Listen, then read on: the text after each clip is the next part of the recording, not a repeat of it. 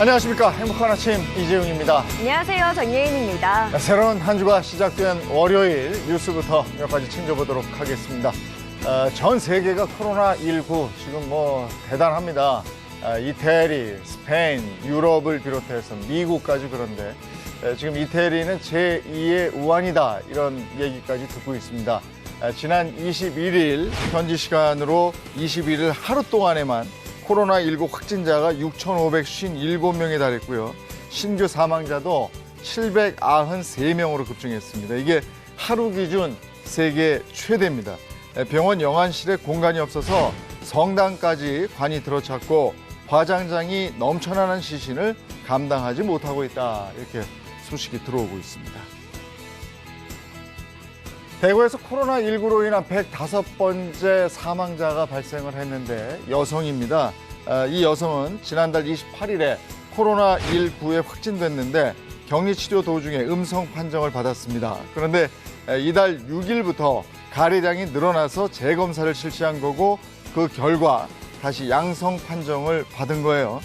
결국 17일에 병원으로 옮겨져서 CT 검사 결과 폐렴 소견을 보였고 상태가 악화돼서 사망에 이르게 됐습니다. 음성 판정 후에 재확진으로 인한 사망 사례가 된 거고요. 코로나19에 걸려서 치료를 받고 있던 93세 여성이 13일 만에 완치됐습니다. 국내 완치 환자 중에서 최고령인 건데 관계자는 치매 증상을 갖고 있었지만 다른 기저질환은 없었다고 설명을 했습니다. 지금 22일 0시 기준으로 코로나19 확진 판정을 받은 후에 완치해서 격리 해제된 확진자는 297명이 늘어서 총 2,909명이 됐습니다. 완치율도 32.7%로 높아졌고요. 네, 이어서 오늘 날씨 전해드리겠습니다. 어제와 마찬가지로 오늘도 맑은 하늘이 드러날 것으로 보입니다. 다만 경기도와 충북 지역을 중심으로는 오전 한때 미세먼지 농도 나쁨 수준 보이겠고요. 오후가 되면서는 차차 해소될 것으로 보입니다. 오늘 맑은 날씨 속에 대기 건조는 지속될 것으로 보입니다. 전국적으로 건조특보가 내려져 있는 만큼 오늘 작은 불씨도 관리 잘 해주셔야겠습니다. 네, 오늘도 포근한 봄 날씨가 예상됩니다. 아침 기온은 영하 1도에서 영상 8도 사이 보이겠고요. 한낮 기온도 12도에서 20도까지 오르겠습니다. 당분간 일교차가 10도 이상 크게 벌어지니까요. 급변하는 기온을 대비할 수 있는 옷차림이 필요하겠습니다. 네, 오늘은 3월 23일 월요일이고요. 행복한 아침 지금 시작합니다.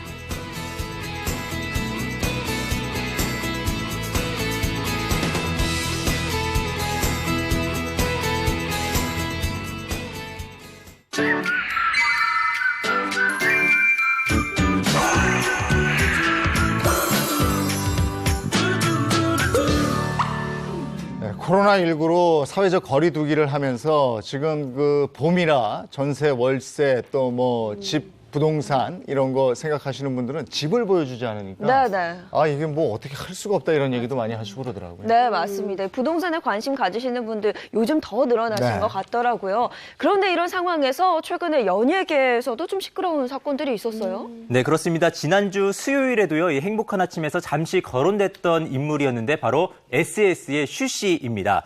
이 슈 씨에게 도박 자금을 빌려준 채권자가요, 슈가 소유한 경기도 화성시의 한 연립 다세대 주택에 가압류를 걸면서 이 세입자들이 전세 보증금을 받지 못해서 공경에 처해 있다고 합니다. 와, 피해자들의 입장 어때요? 자세하게 소개 좀 해주세요. 네, 세입자 김 씨 같은 경우에는요, 은행에서 약 9,200만 원을 대출받아서 전세 보증금 1억 1,150만 원을 슈 씨에게 전달을 했습니다.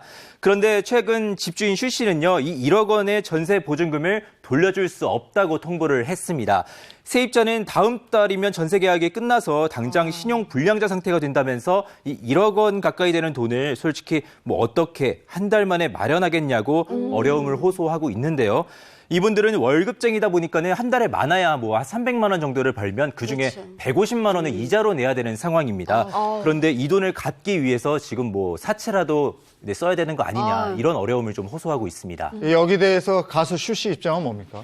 일단은 가압류 취소 소송에서 이겨서 이 돈을 빨리 해결하겠다는 입장이긴 한데요. 사실 이 소송 결과를 먼저 장담을 할 수가 없는 상황이고 여기에 뭐 기다리라는 말밖에 할 수가 없기 때문에 세입자들 입장에서는 굉장히 소가리를 하고 있는 상황이고요. 또 21세대 중에 2세대는 벌써 이 보증금을 받지 못하고 집을 비운 것으로 알려졌습니다. 네, 그럼 이게 논란이 있었던 도박, 뭐 빚 이런 것 때문인가요? 예, 네. 그 슈의 원정 도박 혐의를 말씀드리자면요. 2016년 8월부터 2018년 5월까지 마카오 등 해외에서 26차례에 걸쳐서 총 7억 9천만 원 규모의 상습 도박을 한 혐의로 징역 6개월에 집행유예 2년 그리고 사회봉사 80시간을 선고받았습니다. 그리고 또 이 과정에서 도박 자금 마련을 위해서 미국 라스베이거스에 있는 한 카지노에서 채권자 박 씨에게 4억 원가량을 빌린 사실도 드러났습니다. 그런데 이제 이 돈을 돌려받지 못한 박 씨가 민사소송으로 대여금 청구 소송을 제기를 하고 지금 이 문제가 되고 있는 건물을 가압류해서 세입자들이 보증금을 돌려받지 못하고 있는 상황까지 발생하게 된 것입니다. 네, 이런 상황에서 세입자들은 정말 난감할 것 같은데요. 그래서 오늘은 우리 주변에도 있을 수 있는 부동산 관련 법적 분쟁에 대해서 다뤄보도록 하겠습니다. 자, 첫 번째 황 기자가 준비하셨다면서요? 네, 그렇습니다. 첫 번째는요. 집주인과 세입자 간에 만날 수 있는 이 분쟁에 관해서 준비를 했는데요. 먼저 이것 전세 사기입니다. 어떤 종류의 좀 전세 사기일까요? 이것 전세 사기? 전세 사기? 감이 안 잡히는데요? 그러게. 그렇죠? 집주인하고 전세 사기 어떤 게 무슨 있을까? 예. 네, 바로 이게 좀 계획적으로 협박을 하는 계획적인 협박 전세 사기라는 건데요. 네. 이제 경기도 광주에서 실제로 있었던 사건입니다. 이 집주인 한 명 때문에 뭐 수십 명이 길거리로 내앉게 돼 있는데요. 그런데 이제 전세 보증금을 못 받게 된 이 세입자 분들이 집주인에게 이제 고소를 하려고 하자 집주인이 오히려 이제 전세금을 돌려받고 싶으면은 이 고소 취소하라 이렇게 어머. 협박을 했다고 합니다. 전세 보증금은 원래 돌려줘야 되는 거잖아요. 그럼 당연한 거죠. 네네. 왜 협박했대요? 그러니까 세입자들은 얼마나 네. 당황스럽겠어요. 자, 그러면 이게 어떻게 된 건지 이 사건 찬찬히 좀 설명을 들어볼까요? 한 가족 같은 경우에는요, 전세 대출로 1억 원을 받아서 약 1억 3천만 원짜리 전세 계약을 했는데요. 네. 이제 한 달 뒤에 집주인이 갑자기 전입 신고를 빼라 네. 이렇게 어머, 말을 했다고 합니다. 예. 전입신고를 왜 빼달라는 거예요? 그건 있을 수 없는 일이잖아요. 아, 이거 보증금 받기 전에 안 그거 되지. 빼주면 안 되죠. 안 되죠. 절대 안 되고. 근데 이게 어쩔 수 없었던 이유가요. 네. 세입자가 이제 전입 신고를 빼기 싫었다고 해요. 그런데 이제 집주인이 당신이 전입 신고를 빼지 않으면은 전셋집을 빼야 된다 이렇게 협박을 했다고 합니다. 무섭겠다. 그리고 집주인은 전입 신고를 이분이 빼자 몰래 이 집을 신탁회사에 넘겼다고 하는데요. 다른 8가구의 세입자들도 같은 형식으로 협박을 받았다고 합니다. 신탁회사가 나와요, 지금 신탁회사. 네. 그러면 신탁회사로 이렇게 하면은 우리 전세금 못 받는 거예요? 그렇죠. 신탁회사가 그 다음에 사실상 소유자가 되고요. 네. 그 이후에 전입일자하고 확정일자를 받았던 세입자 같은 경우는 주택임대차법 보호법상의 보호를 받을 수가 없습니다. 사실상 무단 거주 그런 상황으로 돼버리는 상황입니다. 그래요? 그러면 앞서 말씀해 주신 신탁회사부터 좀 자세히 알아봐야 될 것 같아요. 네, 신탁이라는 거는요. 일단 부동산 소유자가 위탁을 하는 겁니다. 신탁회사에 특정한 목적으로 위탁을 하는데 주로 그 부동산을 유지 관리하거나 아니면 개발해서 그것에 대한 수익을 얻거나 할 목적으로 신탁회사에 이제 신탁을 하게 되면은 신탁회사에서는 그 유지 관리 또는 임대를 해서 이제 분양을 한다든지 네. 그렇게 해서 수익을 올려서 수익자에게 돌려주는 이런 역할을 하게 됩니다. 자, 임대 계약할 때 뭐 근저당하고 다 확인하잖아요. 네. 네. 깨끗하게 돼 있는 등기부등본 확인하고 이 세입자들이 맞아. 들어왔는데 예. 나중에 보니까 낯선 단어가 하나 떴어요. 뭐죠? 신탁, 수탁자가 공공신탁회사. 이게 사실 문제가 됐는데 집주인도 이렇게 설명합니다. 너무 내가 부동산이 많기 때문에 이렇게 신탁회사에 맡겨두면 나중에 뭐 압류나 가압류 들어도 별 문제 없다. 그걸 믿고 세입자들이 안전하다고 생각하고 들어간 겁니다. 이야. 네, 맞습니다. 그래서 부동산 전세 계약할 때 주로 우리가 등기부에서 근저당이나 담보 설정이 되어 있는지 이 부분은 꼼꼼하게 따지는 네. 경우가 맞아요. 많은데요.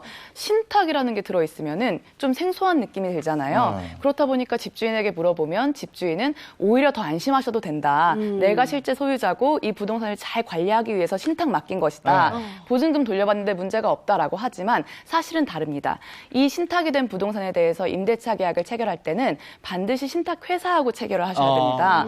그런데 이제 이 방식 중에서 신탁회사가 임대인 그 집주인에게 이걸 체결하게 해가지고 그 임대차 계약을 전해받는 경우가 있는데 네. 만약에 이 집주인이 체결을 해놓고서 신탁회사에 주지 않는다고 한다면 나중에는 이제 세입자가 아예 거리로 나앉게 되는 그런 상황까지도 발생하는 것입니다.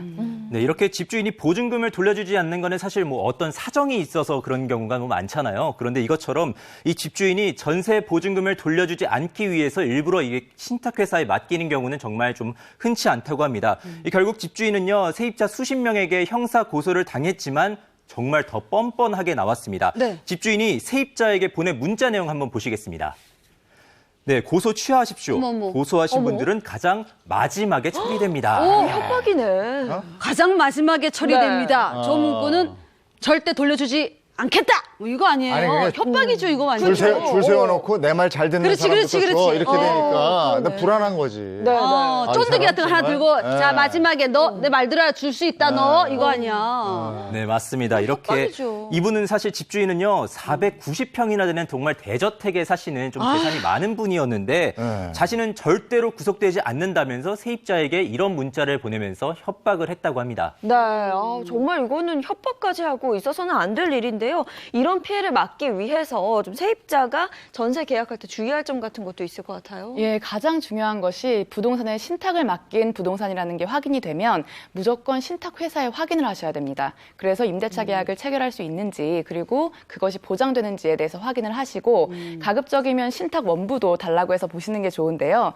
본다고 해서 사실 잘 구체적인 내용을 모를 수가 있어요. 맞아요. 그러니까 최종적으로 꼭 임대차 계약을 체결하셔야 되겠다 하시면 신탁회사에 연락하셔서 담당자도 확인을 하고 그리고 임대차 계약에 대한 보장이 되는지를 확실히 확인하시는 것이 좋습니다. 좀 어렵습니다. 어렵지만 임대차 계약을 체결할 때 신탁회사하고 직접 하는 경우도 있고요. 네. 그렇게 하면 되는 건데 문제는 신탁회사가 체결을 하고 소유자하고 체결하고 소유자가 그 임대차 계약서를 신탁회사에 주는 방식도 있습니다. 지금 신탁회사가 모든 걸 처리를 해야 됩니다. 원래는 근데 소유자하고 하고 주는 방식이라면 확인을 해야 돼요. 내가 계약을 체결했는데 그게 신탁회사한테 계약서가 넘어갔는지 안 넘어갔는지 그걸 확인하지 않으면 혹시나 그 소유자가 사기를 하거나 문제를 일으킬 수 있기 때문에 꼭 반드시 확인을 좀 해야 됩니다.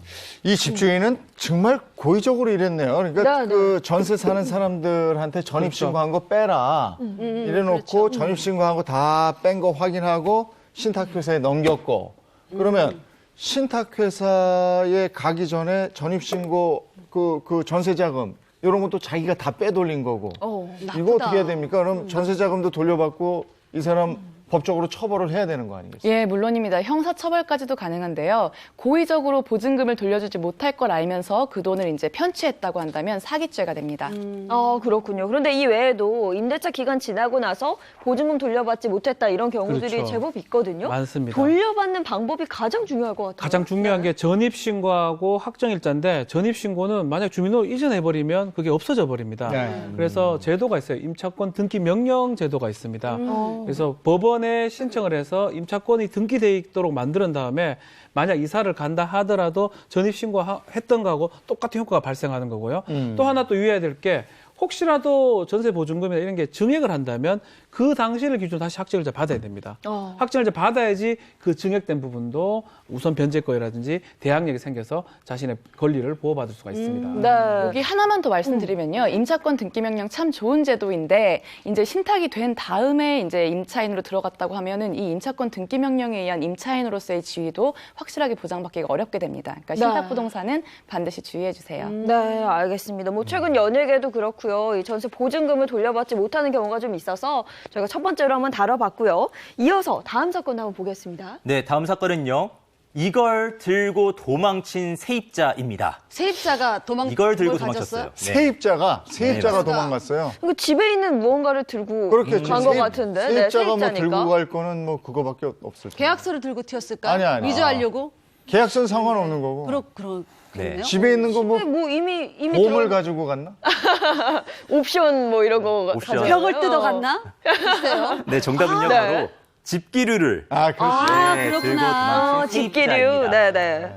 요즘에 그렇죠. 들어가 있는 거. 그죠? 꽤 있잖아요. 텔레비전이니 네네. 뭐 세탁기니 들어가 있잖아요. 요즘. 네네. 근데 이게 주인이 왔는데 휑하면 진짜 놀라겠어요. TV 뭐 당황하죠. 이런 거 아무것도 없고 막 뜯은 네. 흔적 그대로 남아있으면 당황스럽죠. 자세히 한번 들어보죠. 네, 사건 좀 말씀을 드리면요. 이 원룸을 운영하는 집주인이었습니다. 이분은 이제 빈방이 항상 많아서 좀 고민이었는데 이제 갑자기 한국에서 좀 큰 사업을 벌이고 있다는 중국 교포분을 만났어요. 네. 그래서 이분이 자신이 부릴 임부를 좀 지내게 될 방을 구하고 있다면서 네. 방을 좀 보여달라 그랬습니다. 그래서 집주인이 흔쾌히 이제 열쇠를 주고 보여줬는데 이 교포분이 아 이거 마음에 든다. 나 여기다가 자신의 임부를 좀 숙식을 하게 하겠다. 뭐 이러면서 이제 한 달치 월세를 선불로 좀 주겠다면서 이제 계약을 체결한 겁니다. 꼭 사기꾼들 보면 미리 이게 선금을 일단 던져놔. 그리고 그 다음부터 안 주는 경우도 있긴 있더라고요. 그러니까. 지금까지는 사기 잘 모르겠어요, 근데. 네, 그렇죠. 입금을 했으니까. 그런데 이제 무슨 일인지 그 다음 날에도 사실 돈이 들어오지 않은 거예요. 아, 입금한 것도 네네. 아니네. 처음에 하지 않았어요, 한 달? 네, 아니래. 말만 한 안 거예요? 준 거죠. 해놓고는 안 네, 줬구나. 그렇습니다. 그래서 집주인이 왜 월세를 안 주냐 이렇게 뭐 말을 하니까 교포분이 아, 자기가 너무 바빠서 그런다. 이제 자기가 이렇게 큰 사업을 하고 있는데 어떻게 그 돈을 떼먹겠냐 이러면서 자꾸 믿음을 주고 네. 자꾸 차일피일 미룬 겁니다. 이게 뭐 하루 이틀이 지나고 뭐 한 달, 두 달이 지나고 아이고. 석 달이 지나도록 이 월세를 주지 않은 겁니다. 네. 석 달이 지났는데 안 준 거는 이건 뭔가 많이 이상하네. 그렇죠. 문제가 그죠? 있어 보여요. 네, 그렇습니다. 이제 그때서야 이제 집주인이 뭔가 이상하다 싶어서 이제 집을 방문을 했어요. 그런데 세입자는 물론이고 거기에 있던 뭐 TV니 전자레인지니 어떡해. 이런 있던 집기류까지 다 없어졌고요. 네. 거기다가 뭐 세 달치 월세는 물론이고 관리비에 뭐 전기세 이런 거 있잖아요. 그런 것까지 다 떼이게 생겼다고 합니다. 야, 이건 뭐 완전히 계획적으로 그런 거네. 그러니까요. 월세도 못 받았는데 집기류도 다 떼갔어요. 이거 너무 집주인 너무 황당한데요? 황당했겠다. 네네. 그러니까 미리 좀 가봤었어야 돼요. 너무 늦게 간 거야. 그래, 석 한 달씩. 달씩 없어, 너무 아무것도 기다렸어요. 없어. 처음에 성금 준다고 그랬는데 안 주고 자꾸 차일피일 미루면 이때부터 이상한 거거든. 건물은 네. 놔둬서 다행이네요. 건물까지 다 들고 왔어요. 야, 황당했겠어요. 이거 이런 피해를 막기 위해서 주의할 점은 뭐예요? 뭘 어떻게 해야 돼요? 예, 그래서 바로 보증금 제도가 있잖아요. 네. 근데 보통은 보증금이 이제 뭐 보증금 3천만 원에 월세 50만 원 이러면은 네. 이제 그 50만 원을 보장하기 위해서 보증금을 받는 것이잖아요. 네네. 근데 이럴 때에도 집기라든지 뭐 세탁기 이렇게 옵션이 들어가 있으면 네. 그런 것들이 분실되거나 손상됐을 때를 대비해서 따로 보증을 하는 것이 좋겠습니다. 그래서 이제 이런 물건들이 뭐 들어오지 않았다거나 아니면 분실이 됐다거나 이럴 때 먼저 우선적으로 그 보증금에서 가져갈 수 있도록 했으면 아주 좋았을 텐데 이 집주인분이 좀 선량하시거나 아니면 좀 마음이 급하셨던 것 같아요. 그래서 보증금이 적어도 다 입금이 된 다음에 입주를 허용하셨어야 됐는데 그 부분이 좀 부족했던 것 같습니다. 이게 왜냐하면 몇 개씩 방이 공실로 남아있고 그렇죠. 막 안 나가고 이러면 맞아. 마음이 네. 급해지니까 네. 월세라도 선불로 내겠다 그러면 아유 들어오세요 이렇게. 그래, 맞아. 네. 집주인들 좀 알아두셨으면 네. 좋겠어요. 월세 두시는 분들은 특히나 잘 알아두셔야 돼요. 네. 네, 예. 이거는 당연히 네. 법적인 처벌을 받아야 된다고 생각해요. 처벌 받아야 네. 되겠죠. 범죄가 되는데요. 두 가지 범죄가 생각이 듭니다. 절도죄가 될 수가 있고요. 그죠. 타인의 재물을 네. 그냥 가져가 버리는. 또 한편으로는 이게 점유가 좀 이전됐다면 횡령죄가 될 수가 있습니다. 네. 어쨌든 둘 중에 하나로 처벌이 될 건데 절도죄라면 6년 이하의 징역 또는 1,000만 원의 벌금에 처할 수가 있고요. 횡령죄라면 5년 이하의 징역 또는 1,500만 원 이하의 벌금에 처할 것으로 보입니다. 아니 이 사건의 경우에는 뭐 경찰에 신고부터 해야 될 것 같고. 네. 근데 도망갔는데 이거 어떻게 찾나요? 인적 사항 파악하기가 쉽지가 않습니다. 글쎄요. 그래서 경찰에 신고를 하면서 경찰 수사 요청을 좀 하면서 혹시 전화번호라든지 이런 것들을 좀 확인해서 거소라든지 주소를 파악해야 되고 혹시 외국인일 가능성도 크잖아요. 예. 외국인이라면 거소 등록증이나 여권번호 같은 걸 좀 미리 좀 확보를 해놔야 됩니다. 해놨다면 사실 인적 사항 파악이 좋은데 그게 없다 그러면 좀 어렵기 때문에 경찰에 수사 요청을 해야 될 것 같습니다. 예. 보통 집 계약할 때 공인중개사하고 집주인하고 세입자하고 이게 3자 대면 그러게. 하잖아요. 네, 네. 그리고 계약서 쓰잖아요. 근데 왜 이런 일이 일어나는지 모르겠어요. 그게 생략됐나? 그러니까요. 안타깝습니다. 계약서를 쓸 때 보증금을 미리 받아두는 편이 좋다. 네. 라고 알아봤고요. 이어서 다음 사건은 뭔가요? 네, 다음 사건은요. 믿었던 도끼에 정말 발등을 찍혔던 경우입니다. 이 공인중개사가 사기를 친 건데요. 바로 이것을 조작했다고 합니다. 이게 뭘까요? 저 좀 계약서? 계약서겠죠, 그렇지, 뭐. 계약서. 계약서. 예. 네. 계약서일 것 같은데요. 그죠? 계약서. 예. 주민등록증을 조작할 필요는 없잖아요. 아, 그렇죠. 네, 정답은요. 바로 매매가를 조작했던 겁니다. 매매가? 그걸 어떻게 조작하지? 네, 이 공인중개사는요, 매도인과 매수인을 각각 다른 가격을 좀 불러준 거예요. 그래갖고 6년 동안에 이 차익을 이용해서 총 5억 2천만 원을 뺏었다고 합니다. 이게 수법이 매우 치밀했는데요. 이 매도인에게는 매매 대금이 약 1억 2천만 원 정도다 이렇게 말을 하고 매수인에게는 이게 1억 7천만 원짜리다 이렇게 이거 뭐야. 말을 해서 그 차익인 5천만 원을 뺏었던 겁니다. 이거는 내가 매도인이나 뭐 매수인이나 둘 다 억울하긴 마찬가지예요. 당연하죠. 네네. 근데 저는 이해할 수 없는 게 어떻게 이게 가능하죠? 아까도 얘기했지만 네. 부동산 중개업자가 있고 매도인, 매수인이 이렇게 셋이 딱 그 같이 테이블에 만나서 앉아서 하잖아요. 거기서 사인하고 이러는 거 아닌가요? 못 만났나 보죠. 뭐. 이 공인중개사가 네. 이 보통은 계약을 체결할 때 공인중개사를 굉장히 신뢰하잖아요. 네. 그 점을 악용한 겁니다. 그래서 매매계약서에 매매계약서든 계약서에 연락처를 서로 적지 않은 거예요. 또는 매도인 연락처에 공인중개사 본인의 연락처를 적어놓으니까 혹시나 궁금한 사항이 있어서 연락을 하려고 해도 이 가격에 대해서 확인을 할 수가 없었던 것입니다. 그러니까 만나지 않고 거래가 이루어진 거예요, 이 경우가. 그죠. 근데 공인중개사를 믿었던 거 아니에요? 이 연예인들 사이에서도 이런 게 있는 게 매니저를 믿잖아요. 연예인 네. 입장에서는. 네. 근데 행사 같은 게 하게 되면 행사비가 예를 들어 300이면 이번에는 200밖에 안 된다. 그리고 매니저가 중간에 100만 원을 챙기는 거예요. 그런 경우. 제가 당했었어요, 아, 제가. 그래요? 정말요? 남편 만나기 전에 매니저였는데 저는 네. 몰랐었죠. 근데 기존에 받던 돈이 아닌 것 같아가지고 왜 다르냐 그랬더니 주최 측에서 이번에 제작비가 없다, 어렵다고 했다, 이해해달라고 했다. 그러니까 그렇게 믿는 거죠. 연예인이 다이렉트로 주최 측에 전화해서 페이가 깎였던데 이런 얘기 안 하거든요. 그렇지. 네, 네. 매니저만 믿는 거예요. 야. 맞습니다. 저 많이 떼었습니다. 그때 진짜 화났겠네. 나중에 알았죠. 그걸. 나중에. 네. 배신감이 왜냐면 믿었던 매니저니까요. 그 매니저는 전세가 올려달라는 거 어머니와 통화하는 걸 보고 내가 너무 어. 안타까워서 1,500만 원, 그때 20년도 더 전이에요. 1,500만 원을 제가 이렇게 아유. 넉죽 줬는데 그것도 먹 튀었어요. 아주 먹고 튀고 이렇게 튀어버렸어요. 그거 지금 잘 살아요? 제가 잘 살고 있으면 이렇게 있겠습니까? 잡으러 뛰어다녔는데도 안 보이더라고요. 아이고, 안타까운 네. 현실. 믿었는데 이런 일을 당한 거였고 네. 이것도 마찬가지예요. 사실 부동산 계약을 할 때 공인중개사를 믿었던 거거든요. 그럼. 그렇죠. 이것도 역시 처벌을 받아야 될 텐데요. 네, 물론입니다. 우선적으로는 공인중개사법 위반 그리고 사기 등의 혐의가 이제 인정될 수 있는데요. 지금 서울 북부지검에서 구속 기소한 상태입니다.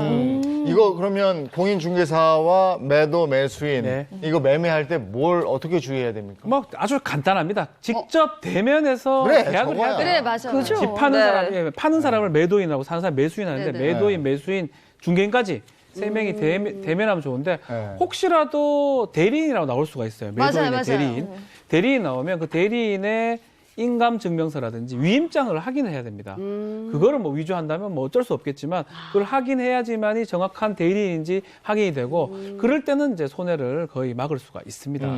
그리고 거기서 이제 대리인이 나왔으니까 전화번호는 아니까 네. 그 원래 소유주한테 전화 통화라도 저는 그걸 꼭 바랍니다. 네. 연락을 좀 그래, 해서 맞아요. 안녕하세요, 박지은 씨. 네. 예? 이러면 이제 잘못되는 걸 수도 있잖아요. 그렇죠.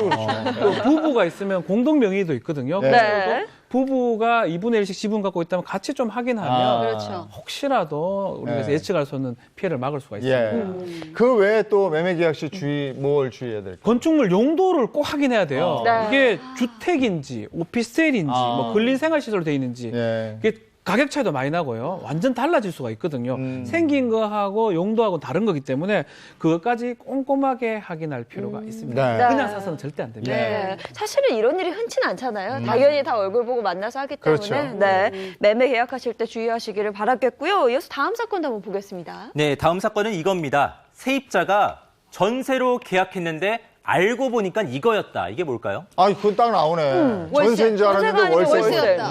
그건 알 것 같아. 근데 가격 차이가 많을 텐데 그게. 그러니까요. 이걸 속을 수 그러네? 있나요? 네. 네, 일단 월세 맞아요? 정답은 월세가 맞고요. 네. 네, 사건을 좀 말씀드리자면요. 이 피해자분은 이제 보증금 8천만 원의 계약을 맺고 전세로 신혼집을 구했습니다. 네. 그런데 얼마 지나지 않아서 이제 전화가 온 거예요, 집주인한테. 네. 이게 아니 월세가 밀렸다 지금. 어머, 어떻게 된 어머. 거냐. 네. 알고 보니까 이분이 맺은 계약은 전세가 아니고 월세, 보증금 500에 네, 월세 40만 원에 월세 계약을 맺었던 겁니다. 세입자가 너무 황당했을 것 같아요. 네, 네. 아니 그러면 전세가 어떻게 이렇게 월세로 둔갑할 수 있는 거예요? 이거 어떻게 된 거예요? 네, 그러니까 일단은 이제 피해자 인터뷰를 먼저 좀 확인을 하고 네. 말씀을 드리겠습니다. 전화가 와서 내가 진짜 집주인이고 너 지금 사기당한 거라고 2주를 줄 테니까 나가라는 거죠. 네, 이렇게 전세인 줄 알고 계약을 했는데 알고 보니 월세였다. 진짜로 이런 전화를 받으시면 좀 어떠실 것 아니 같아요? 알고 보니 월세인 것도 그런데 네. 2주 말비를 줄 테니까 나가라. 이거 어떻게 해? 그래 앞길이 막막하죠. 네. 네. 아니 집주인을 아까 못 만났으면 예를 들어서 못 만났어. 그러면 보증금 입금하고 네. 전화를 하지 않아요? 받으셨습니까? 하고 전화하지 않을까요? 그러게. 근데 그 공인중개사를 확인도 안 좀 하고? 믿었던 것 같은 느낌이 들어요. 네. 전적으로. 사건을 좀 더 자세하게 말씀드리면요. 이 공인중개사분이 일단 가짜 집주인을 만들었습니다. 그러면서 이제 집주인이 이제 이 피해자분한테 전화를 걸어서 자기가 그날 좀 일이 생길 것 같으니까는 그렇죠. 이제 전세금을 좀 자기가 아니고 이 부동산에 맡겨라 이런 식으로 이야기를 해서 피해자가 감쪽같이 좀 속았던 겁니다. 그러면 누구라 다 속죠. 그렇게 얘기하는데 누가 안 속아요. 그러니까요. 나빴다 진짜. 네. 이게 이 공인중개사가 근데 이것뿐이 아니었다면서요? 뭐 몇 건이 더 있었다면서요? 2015년부터인가? 네, 2015년부터 100여 명의 손님을 상대로 전세금 사기 행각을 예. 벌였습니다. 이 전세 그 계약금을 받은 뒤에 월세를 이제 하는 방식으로 보증금을 지금 방식으로 네. 이게 부부인데 4년간 무려 43억의 차익을 챙겼다고 합니다. 어이구 43억이나요? 이 부분은 어떤 처벌을 받았나요? 예, 지금 피해자가 한둘이 아닐 것 같죠. 네. 그래서 이제 경찰에서는 불구속 입건한 상태에서 그 전담팀을 배정해서 수사를 확대하고 있습니다. 지금까지 밝혀진 것만으로도 43억 원인데 이럴 경우에는 일반 형법상의 사기죄가 아니라 특정 경제범죄 가중처벌 등에 관한 법률에 따라서 특경법상 사기죄로 3년 이상의 유기징역으로 처벌될 수 있습니다. 네. 전세로 계약을 했는데 월세라고 연락이 왔고 2주를 줄 테니까 집을 나가라. 정말 황당한 사건이 있어서 이제 저희가 한번 살펴봤고요. 이게 근데 이게 집이라는 게요. 네. 그 전세 월세 살아보면 아시겠지만 이게 도미노예요.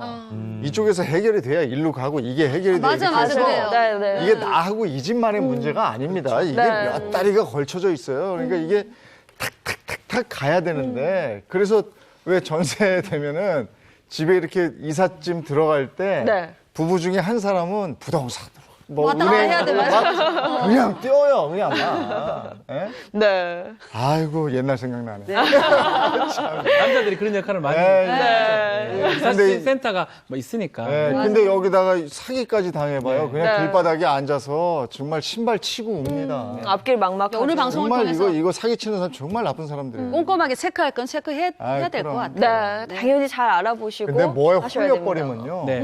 그럴 수 있죠. 뭐에 씌인다고. 이 사기꾼들이 싹 이래버리면 그냥 뭐에 홀려버려요. 그러니까 한 번 이렇게 안정감을 네. 주잖아요. 네. 그리고 다시 한 번 싹 또 사기를 치는 그렇죠. 거죠. 그거 조심하셔야 조심할게요, 돼요. 저는. 네. 알겠습니다. 이렇게 해서 저희가 네. 공인중개사 이 부부의 사기 사건까지 만나봤고요.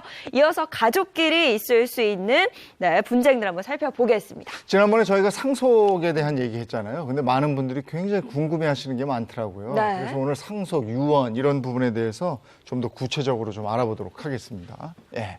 또 뭐 한번 판넬로 또 준비하셨어요, 뭐를? 네. 예.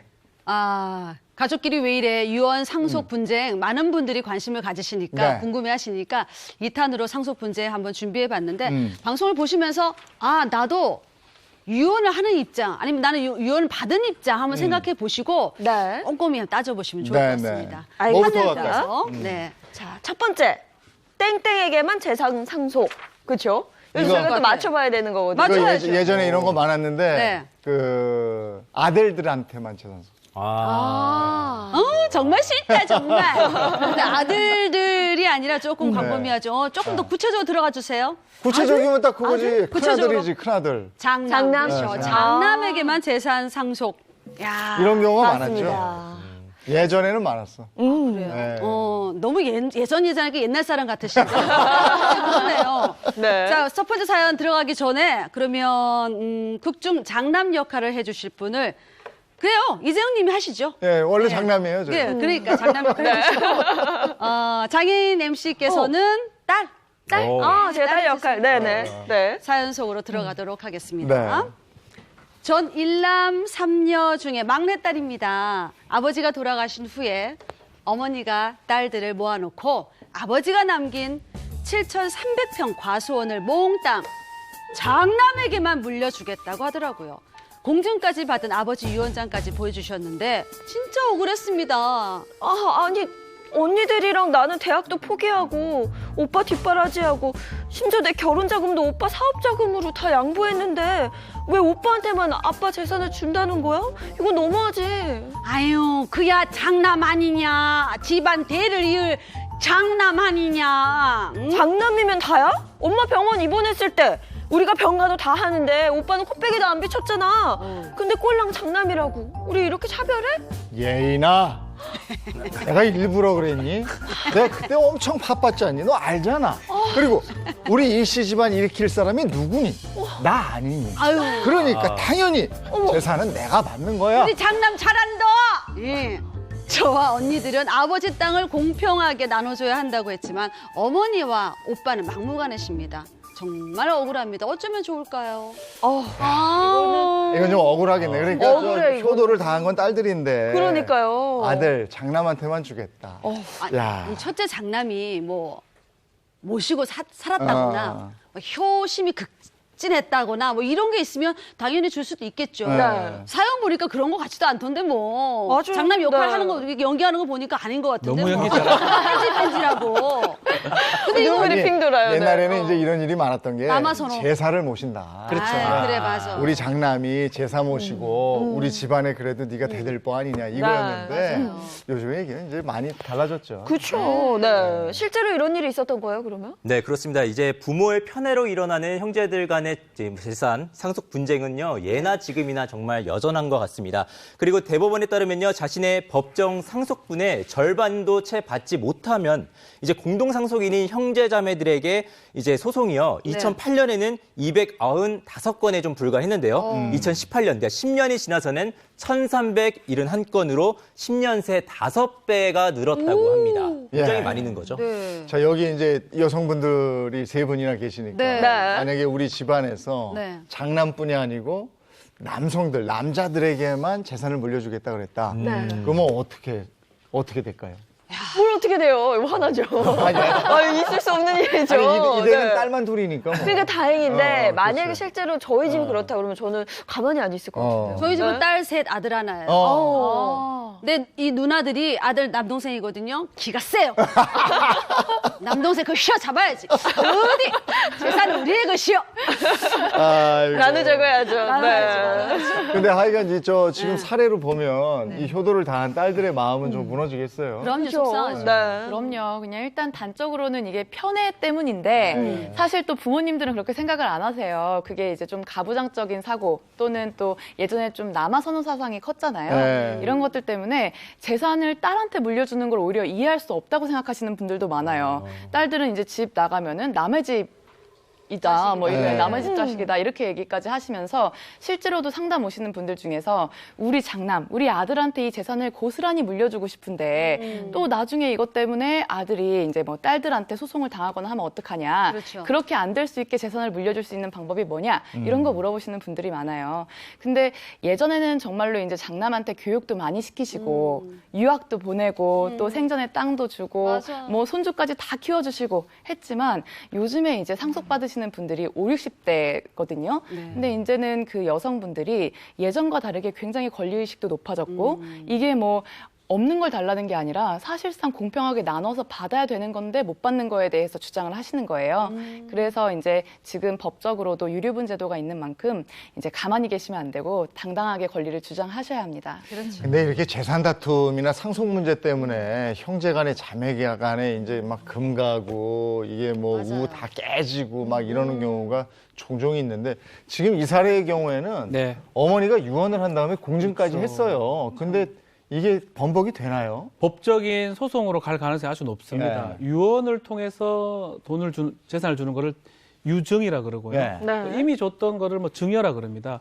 공동 상속인 간에 이미 줬던 것들 또 유언을 통해서 주는 것들 이거를 자기 상속분의 절반을 꼭 보존을 해줍니다. 이게 유류분이라 그러고요. 네. 만약에 어머니가 돌아가시게 되면 뭐 지금 이 상황이라면 거의 뭐 10중 8구 유류분 반환 청구 소송을 할 겁니다. 네, 네. 어머니는 하늘나라에 계시겠지만 네. 결국은 돌아가시고 나서 나중에 자식 간의 상속 분쟁이 있기 때문에 야. 그것도 좀 유의를 하셔야 될 것 이거 같아요. 유언하고 공증까지 다 받았는데도 그래요? 유류분이 그렇게 센 그렇죠, 거예요? 셉니다. 네. 그러니까 무효가 될 수도 있다는 거네요. 이렇게 유언을 했다 하더라도. 그러니까 그게 말로 무효가 되는 게 아니고 유효했다 하더라도 그 부분을 일정 부분을 받아올 수가 받을 있거든요. 수 있다. 네.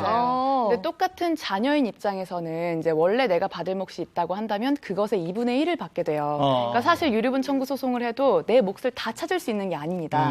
그렇기 때문에 반드시 유류분 소송을 해서 그만큼이라도 법에서 보장해준 그 상속분만큼이라도 확보를 하셔야 되는데요. 네. 이 유류분 반환 청구 소송을 할 때 이제 많은 분들께서 상속이나 증여에 대한 지식들이 꽤 있으시잖아요. 네. 그러니까 이거는 유류분 청구든 뭐든 간에 뭐 부모님이 돌아가시기 전에 1년 내에 증여된 것에 대해서만 찾을 수 있다라고 생각하시는 분들이 있는데 형제 자매분들의 경우에는 이게 적용이 안 됩니다. 그래서 10년 전에 증여된 부동산 또는 20년 전에 증여된 부동산에 대해서도 그것을 이제 안날로부터 1년 이내에 청구를 하게 되면 유류분 반환 청구 소송을 하실 수가 있고요. 네. 근데 사실 자식된 입장에서 얼마만큼의 부동산을 부모님이 가지고 계셨었는지 그중에서 또 얼마를 장남인 형에게 줬는지 이걸 모르잖아요. 그러니까 어느 정도를 가지고 일단 소송을 진행하신 다음에 소송 내에서는 국토교통부나 아니면 법원 행정처를 통해서 그 기존의 부모님이 보유하셨던 재산 그리고 장남에게 이제 이전된 재산 등을 전부 다 파악할 수가 있습니다. 네. 그렇게 해서 이제 소송 중에 또 유류분 청구의 대상이 되는 그 부동산을 확장하실 수도 있습니다. 그러니까 네. 쉽게 말하면 이제껏 줬던 재산하고 앞으로 유언을 통해서 줄 재산 다 토탈합니다. 토탈해서 원래는 자식이라면 1대1대1로 가야 되는데 네. 그 1 이상이 넘어가 버리면 네. 최소한 0.5는 확보를 해주게 됩니다. 그 0.5에 대해서 다 토탈해가지고 반환 청구를 하면 거의 이깁니다. 그래서 그걸 생각하고 유언을 해야 돼요. 이제껏 준 게 많으면 유언할 때 좀 빼야 될 것 같고. 그리고 뭐 그게 0.5 정도는 최소한 보장을 하면서 유언하는 게 네. 현명한 유언하는 방식입니다. 아니 네. 그래 10년, 20년 전에 준 것까지 다 소급돼요. 네. 줬다 빼는 것도 있구나. 아니 그러면 그렇게 유류분 소송 판례들이 많이 있습니까? 예, 굉장히 많고 네. 통상 유류분 청구 소송은 그 가액만큼에 대해서는 반드시 이길 수 있습니다. 그래서 2015년에 사망한 아버지의 딸들이 장남을 상대로 소송을 제기한 사례가 있었는데요.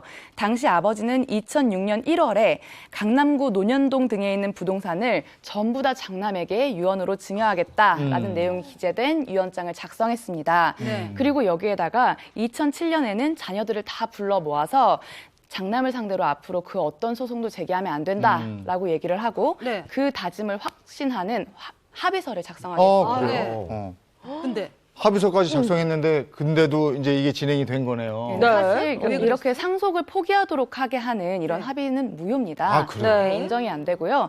게다가 이 딸들이 소송을 제기할 수밖에 없었던 게 그렇게 해서 증여한 부동산이 무려 네. 49억 원에 달했어요. 크다 액수가. 49억 원이면 엄청 큰 돈이죠. 여기도 있잖아. 강남구 논현동에 있대잖아. 아, 노년 돈을 못 받네요. 비싼 거예요.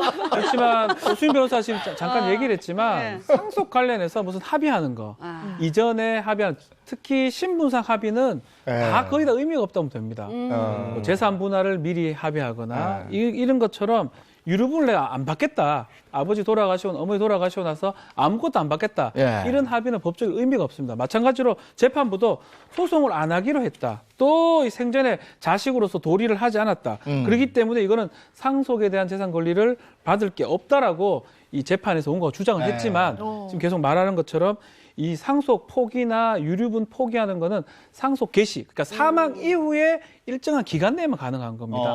그 이전에 뭐 한만 적어놔도 아무 의미 없는 거거든요. 그래서 이거는 유류분 청구는 인정된다라고 판시를 했습니다. 아니 근데 어떻게 보면요. 부모님 의견도 중요한 거 아니겠어요? 그렇죠. 그러니까 아버님이 이제 가시면서 야, 내가 이 녀석은 정말 우리 집안을 위해서 얘한테 줘야 되겠다. 그렇죠. 그래서 유언을 남기신 거예요.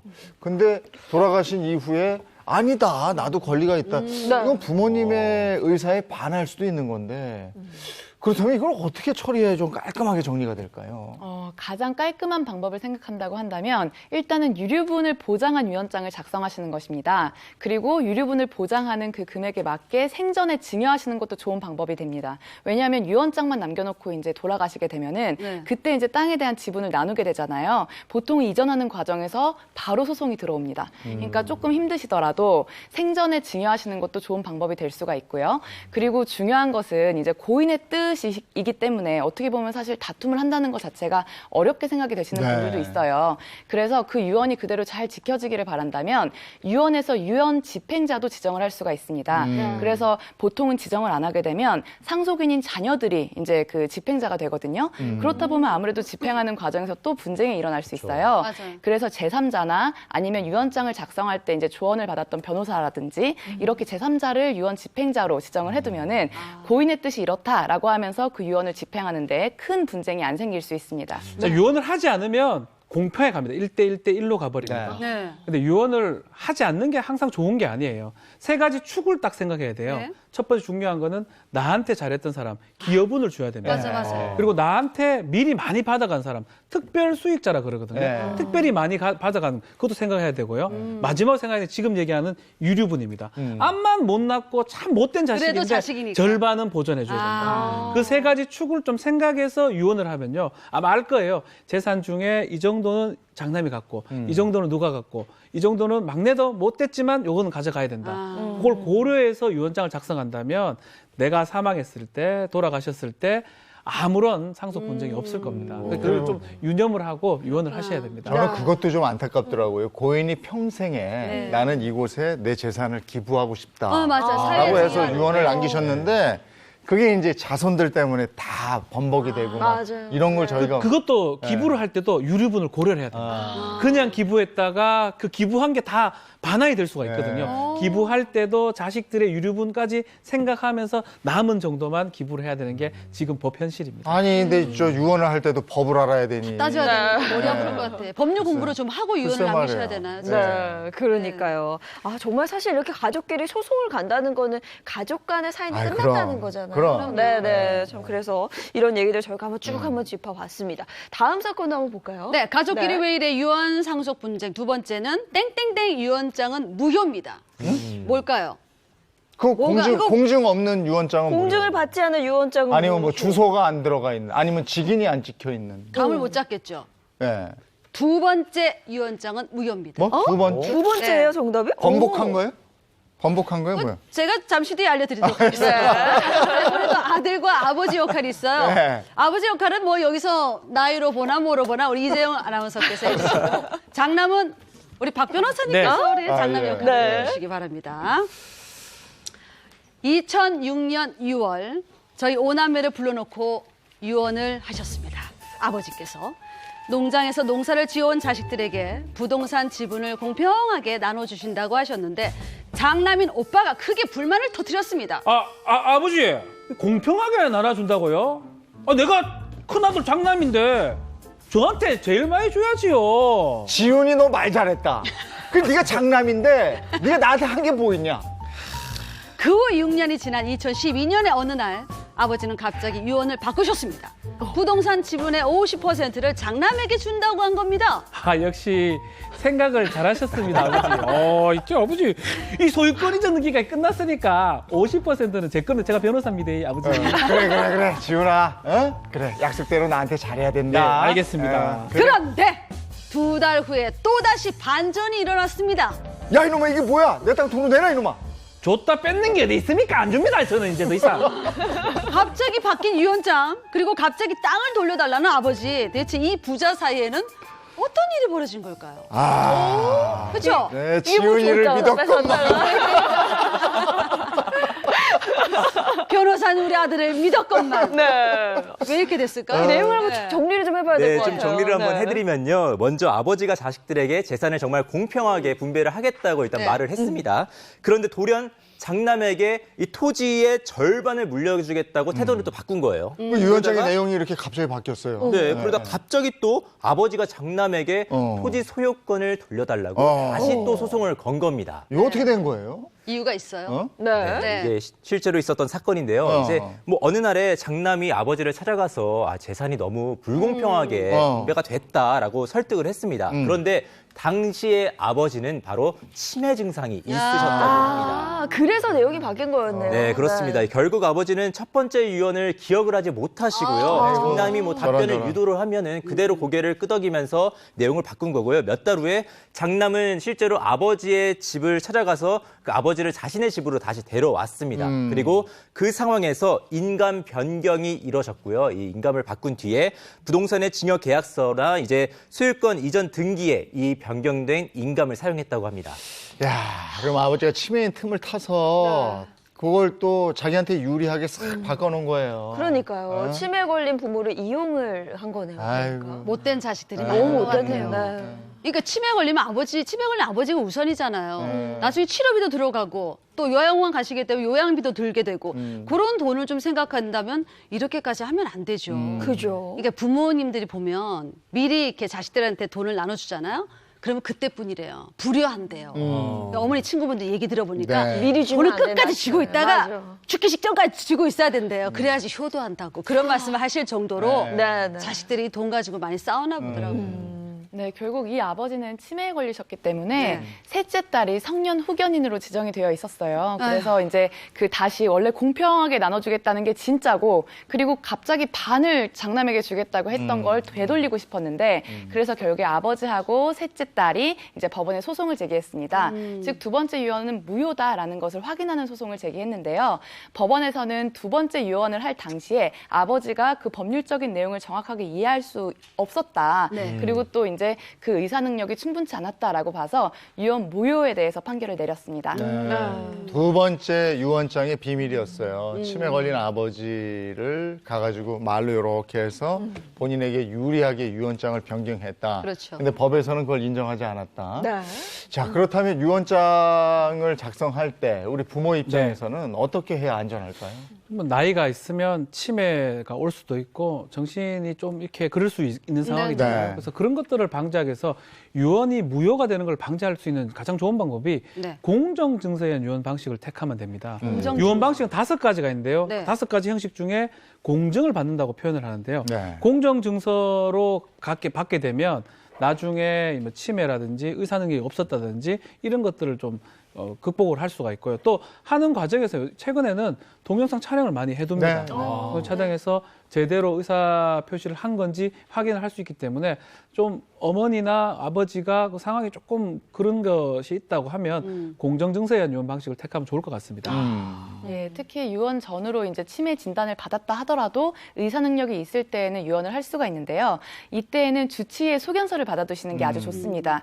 특히나 우리 앞서 사례에서처럼 피성년 후견인으로 지정이 된 경우 같은 때에는요, 반드시 의사가 그 유언서에다가 진정한 의사 능력이 회복된 때 이런 유언을 했다라는 점을 이제 작성하고 서명 날인까지 해야 됩니다. 네. 치매에 걸린 부모를 이용을 해서 유언장을 조작한다. 네, 있어서는 안 될 일이고요. 네. 그 전에 하실 때 아버지 어머니 언짢 않으시더라도 돌아가신 다음에 우리 형제들 간에 완전히 이렇게 되면 안 되지 않습니까? 그래서 하나 찍어두시죠. 그래서 아까 동영상 말씀하셨으니까 네, 네. 우리 저희 형제들을 위해서라도 그렇게 해주세요 하면 뭐 기꺼이 해주실 거예요. 그럼요. 네. 공정 증서를 받거나 혹은 동영상 촬영 필요하다. 뭐 이런 얘기고요. 이어서 다음 사건도 한번 볼까요? 네, 가족끼리 네. 왜 이래 유언 상속 분쟁 세 번째. 아버지 유산이 어디 갔어요. 누구에게? 딴 누구에게? 사람한테 갔나 보다 이건. 아예 타인인 거예요? 그러면?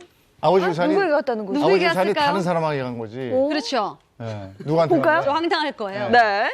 아버지 유산이 사촌. 그렇죠. 사촌 동생? 사촌 동생에게 갔을까요? 갑자기는 자, 사연소로 들어가기 전에 이번에 딸 역할 장혜인 씨가 해주시고 네. 사촌 동생은 황 기자님 연습 많이 하셨어요. 연습 많이 했습니다. 기대하겠습니다. 알겠습니다. 네. 너무 잘하려고 하지 마시고 편안하게 하세요. 네, 알겠습니다.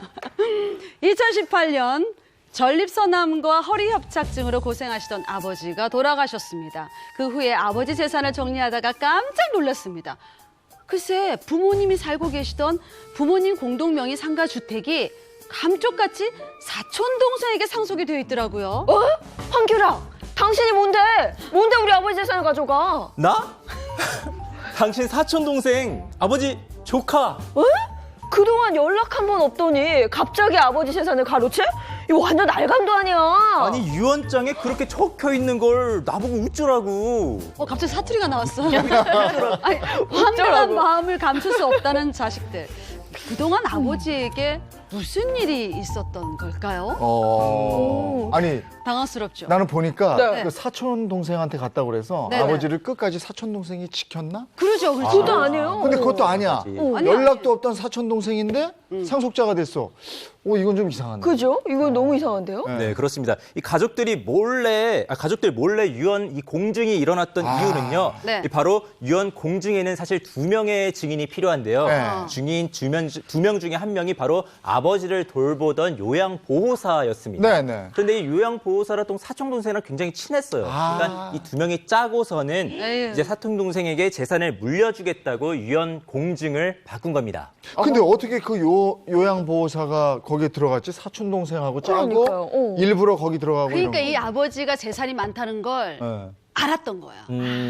알고 보통 뭐 보니까 어르신들이 이렇게 모여 계시면 내가 부동산이 몇 개고 내가 어느 건물에 뭐 얼마를 받니 이런 말씀들을 많이 하시더라고요. 맞아. 그러니까 아이고 저 댁은 저 돈이 많아. 이게 소문이 나니까 요양보호사가 그걸 노리고 접근하지 않았을까. 계획적으로. 그렇죠. 그러니까 아니, 사촌 동생은 그러니까 친분 있는 이거 사람이 드라마지 그러면. 이렇게 드라마네. 해서 일부러 넣었다? 대하 드라마 지금. 아하. 네, 맞아요. 이런 경우가 있는 그러면 거예요. 딱 나타나 여기 점 찍고 또 난 다른 사람이야.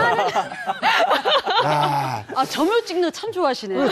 아니 점 찍으면 다른 사람 되고 그러더라고 지난번에. 근데 이게 유언 공증은 네. 아무나 할 수 있는 거예요 이게? 자, 유언 공증은 사실 공증이라 적혀 있는 사무실 가야지 가능해요. 변호사 사무실 가서 되는 게 아니고 네. 네. 공증을 할 수 있는 변호사도 있고요. 거기 가서 하는 건데 원래 필요한 거는 2명의 증인이 반드시 필요합니다. 네. 근데 증인의 또 결격자가 있어요. 이 유언으로 혜택을 받을 사람, 네. 어떤 증여를 받을 사람. 이 사람들은 유언 공증의 그 증인이 될 수가 없습니다. 그렇죠. 그래서 만약에 2명을 못 구한다면 그 사무실에 가면 다른 제3자 증인도 구할 수가 있고요. 네네. 이런 식으로 이제 그 관계 있는 사람이 가서 하게 되면 이 자체가 유언 공증 자체가 무효가 될 수 있다는 것도 알아둬야 됩니다. 그러면 그 결격자, 증인 결격자는 어떤 사람이 될 수 있는 거예요? 네, 법에서 정한 결격자는요. 일단은 미성년자는 안 되고요.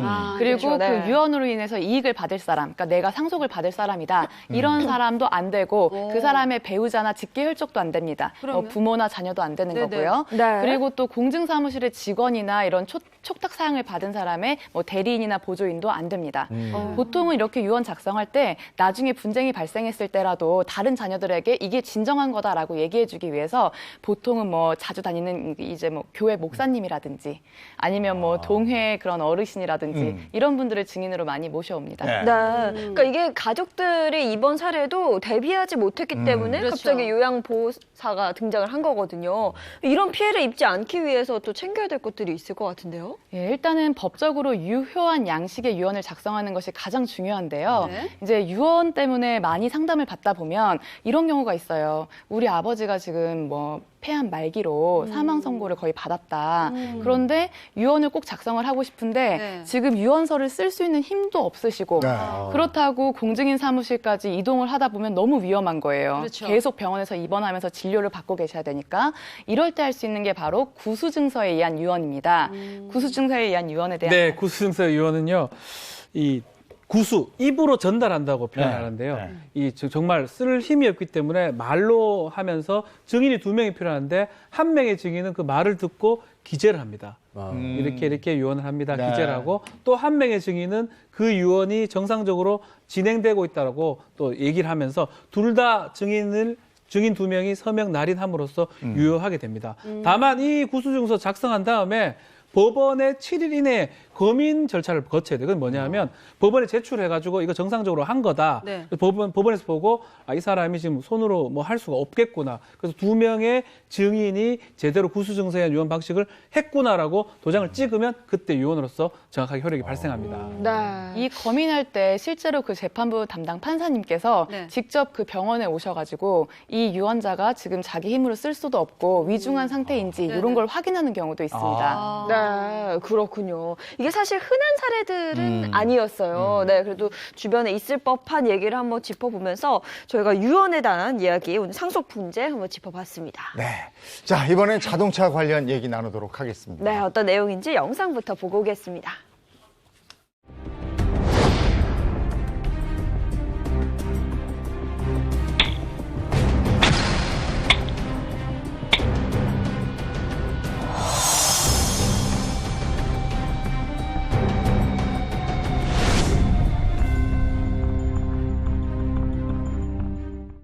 네, 자동차 관련 얘기 오늘은 주차장에서 있을 법한 얘기를 좀 나눠보도록 하겠습니다. 주차장에서 어떤 범죄, 분쟁 이런 것들은 어떤 게 있을까? 네. 뭐가 있을까요? 저는 이제 그거요. 아침 방송 하니까 새벽에 굉장히 바쁘잖아요, 우리가. 네, 네. 그렇죠. 근데 저는 이제 좀 오래된 아파트에 있으니까 이걸 이렇게 세워놓는 차들이 많다고요. 이중주차. 네. 근데 누군지를 모르겠는 거야. 그렇죠. 네. 사이드 채워놓고 저도 그런 적 있었는데 네. 전화번호 안 써놨죠. 안 써놓고. 그러니까 저도 촬영하고 그 다음 장소 이동해야 되는데 네. 이중주차 해놓고는 사이드 잠궈놓고 네. 전화번호 없지.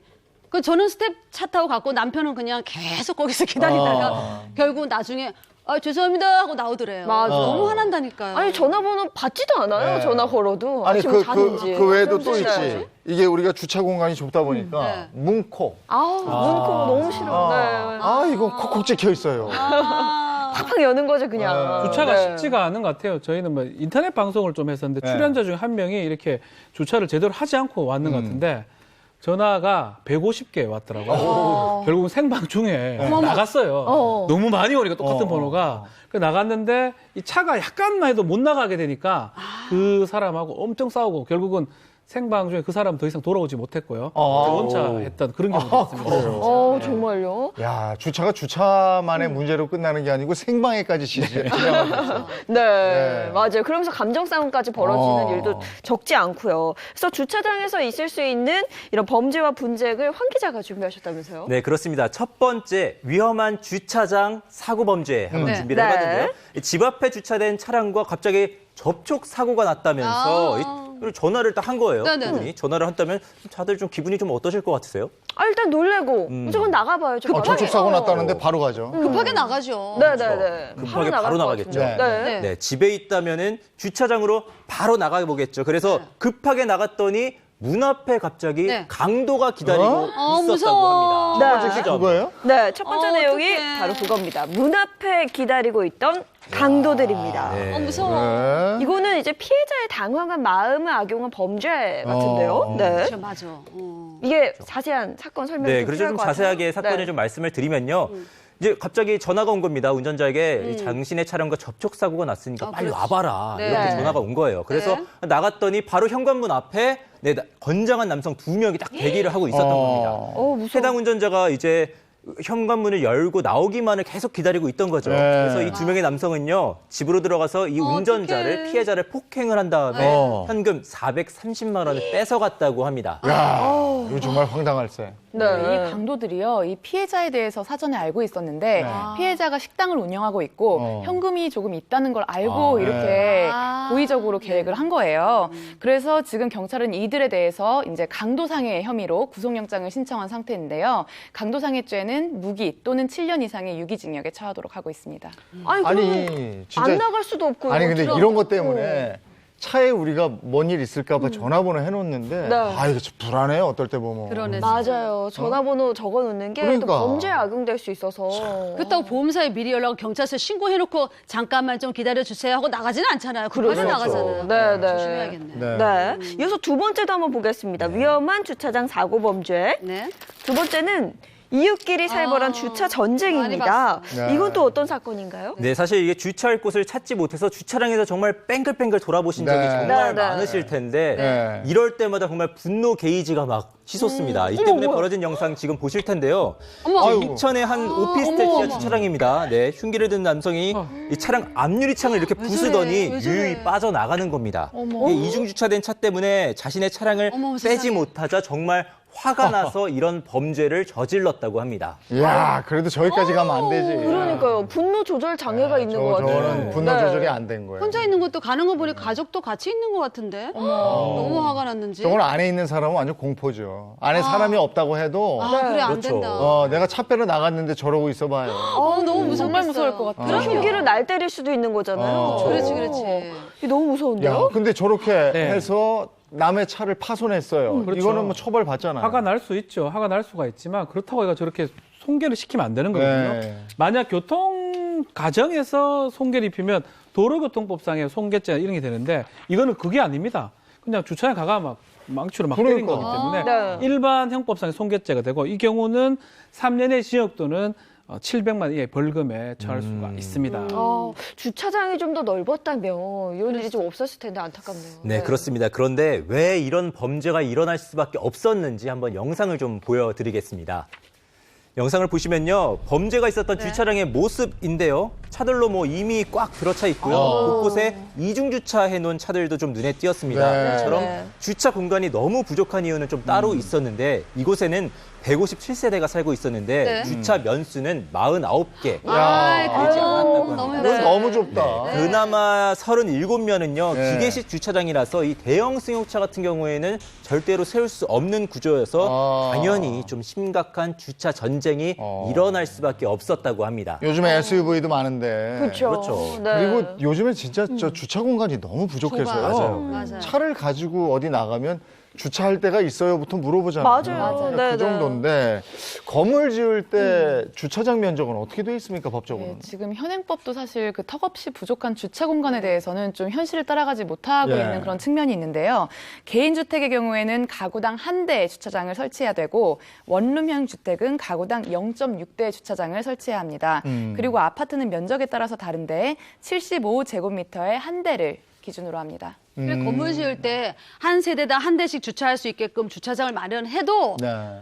한 가구당 차가 2대, 3대까지 있는 맞아요. 정도 많잖아요. 네. 차가 많다. 그러니까 참 이렇게 복잡해요. 네. 저희 집도 세대거든요. 그러니까 그러면 부가금 더 내죠, 관리비. 더 내죠. 네, 네. 그렇지, 그래야지. 두 대까지인가? 뭐 한 대, 두 대 되면 맞아요. 얼마? 네, 네. 석 대 되면 확 늘더라고요. 추가 요금이 붙더라고요. 네.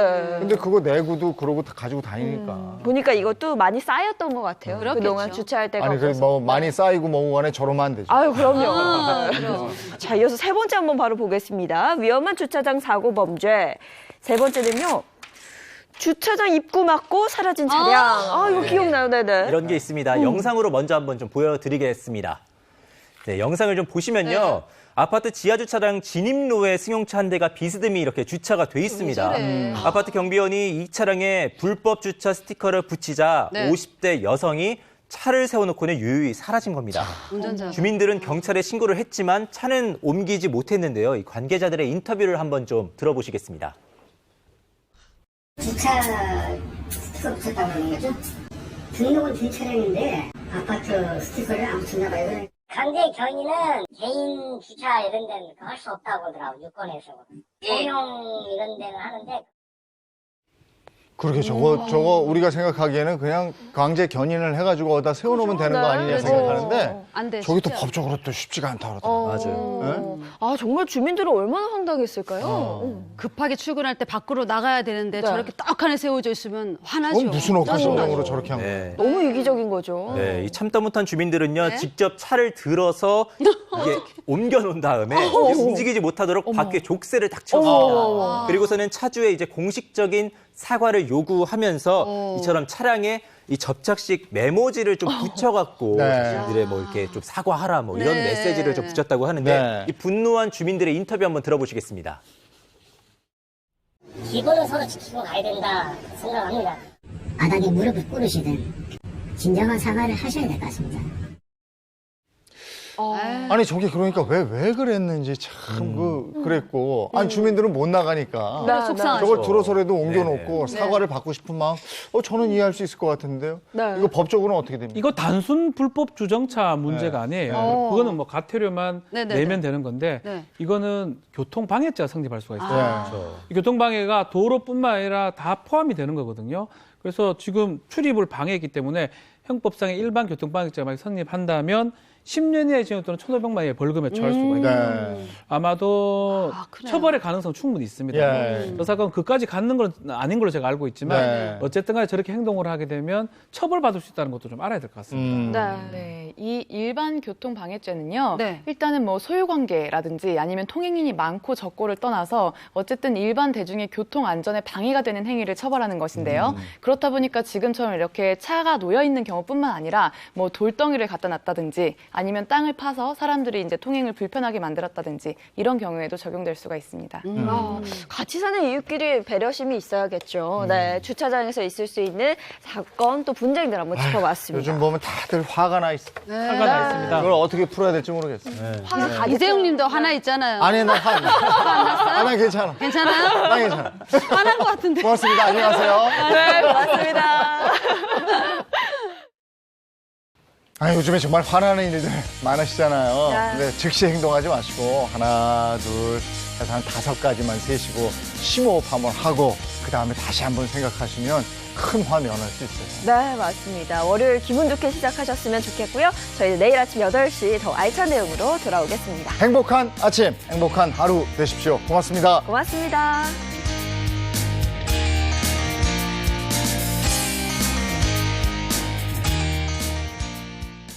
채널 A